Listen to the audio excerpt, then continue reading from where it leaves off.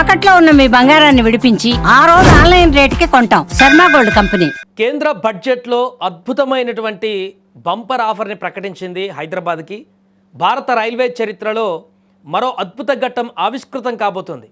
నిర్మలమ్మ బడ్జెట్లో ప్రకటించినటువంటి అంశాలలో రైల్వే కారిడార్లకు సంబంధించినటువంటి అంశం హైదరాబాద్ నుంచి 3 రాష్ట్రాలకు కనెక్టివిటీని పెంచేటువంటి ప్రాజెక్టును వెల్లడించడం ఇప్పుడు చాలా సంతోషకరంగా మారింది. బడ్జెట్ 2026లో మోదీ సర్కార్ దేశ ప్రజలకు అదిరిపోయేటువంటి గిఫ్ట్ ఇచ్చింది. ఇకపై రైలు ప్రయాణం విమాన వేగంతో సమానంగా కొనసాగనుంది. దేశంలోని మెట్రో నగరాలను అనుసంధానిస్తూ 7 హైస్పీడ్ రైల్ కారిడార్లను నిర్మించబోతున్నట్లుగా ఆర్థిక మంత్రి నిర్మలా సీతారామన్ ప్రకటించారు. దీంట్లో ఈ 7ట్లో 3 హైస్పీడ్ కారిడార్లు హైదరాబాద్ నగరం నుంచి కనెక్టివిటీ కలిగినటువంటివే. ఈ మెగా ప్లాన్లో సెంటర్ ఆఫ్ అట్రాక్షన్గా నిలిచింది హైదరాబాద్. భారత ఆర్థిక వ్యవస్థను పరుగులు పెట్టించేటువంటి దిశగా కేంద్ర ప్రభుత్వం అడుగులు వేస్తుంది. దీనిలో భాగంగానే ట్రాన్స్పోర్ట్ నెట్వర్క్ను పూర్తి స్థాయిలో మార్చేస్తుంది. ఈ ఏడాది బడ్జెట్లో ఇన్ఫ్రాస్ట్రక్చర్ కోసం ఏకంగా 12.2 లక్షల కోట్లను కేటాయించింది. ఈ భారీ నిధులతోనే హైస్పీడ్ కారిడార్ల ప్రాజెక్టులను పట్టాలెక్కించనున్నారు. ఢిల్లీ నుంచి వారణాసి వరకు, ముంబై నుంచి పూణే వరకు ఇలా మొత్తం 7 మార్గాలను ఎంపిక చేశారు. ముఖ్యంగా మన హైదరాబాద్ విషయానికి వస్తే కేంద్రం భాగ్యనగరానికి పెద్దపీట వేసింది. మొత్తం 7 కారిడార్లలో 3 కారిడార్లు హైదరాబాద్ కేంద్రంగానే ఉండడం విశేషం. హైదరాబాద్ నుంచి బెంగళూరుకు 1 కారిడార్, హైదరాబాద్ నుంచి చెన్నైకి 1 కారిడార్ మరియు హైదరాబాద్ పూణే మధ్య 1 కారిడార్. అంటే మహారాష్ట్రకు, కర్ణాటక, తమిళనాడు 3 రాష్ట్రాలకు కూడా ఈ యొక్క హైదరాబాద్ పాయింట్గా కారిడార్లు నిర్మించబోతున్నారు. ఈ మార్గాలలో హైస్పీడ్ రైళ్లు పరుగులు తీయబోతున్నాయి. ఈ ప్రాజెక్టుల వల్ల హైదరాబాద్ నగరం దేశంలోనే అతిపెద్ద లాజిస్టిక్ మరియు రవాణా హబ్గా మారనుంది. అలాగే హైదరాబాద్కు కలిగేటువంటి ప్రయోజనాలు ఏంటంటే, మొదటగా హైదరాబాద్ బెంగళూరు కారిడార్ గురించి చెప్పుకోవాలి. 2 ఐటీ నగరాల మధ్య ప్రస్తుతం ఉన్నటువంటి ప్రయాణ సమయం దాదాపు సగానికి పైగా తగ్గుతుంది.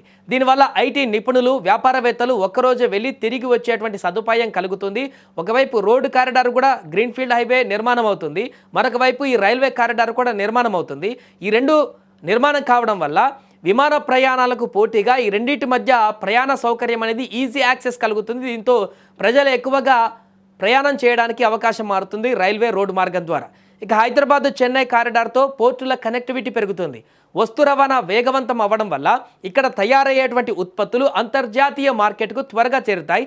అలాగే హైదరాబాద్ పూణే లైన్ వల్ల పశ్చిమ భారతదేశంతో వ్యాపార సంబంధాలు మరింత బలోపేతం అవుతాయి.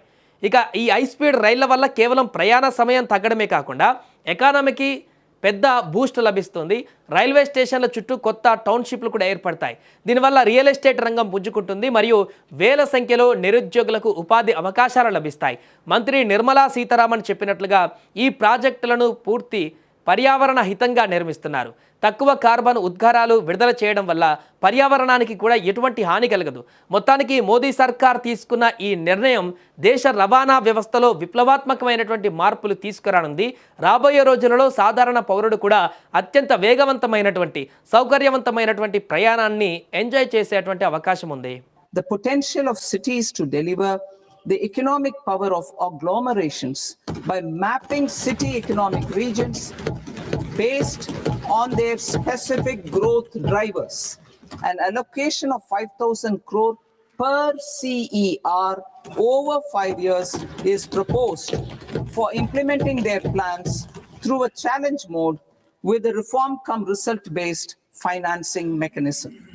In order to promote environmentally sustainable passenger systems, we will develop 7 high-speed rail corridors between cities as growth connectors, namely Mumbai to Pune, Pune to Hyderabad, Hyderabad to Bengaluru, Hyderabad to Chennai, Chennai to Bengaluru, Delhi to Varanasi, Varanasi to Siliguri.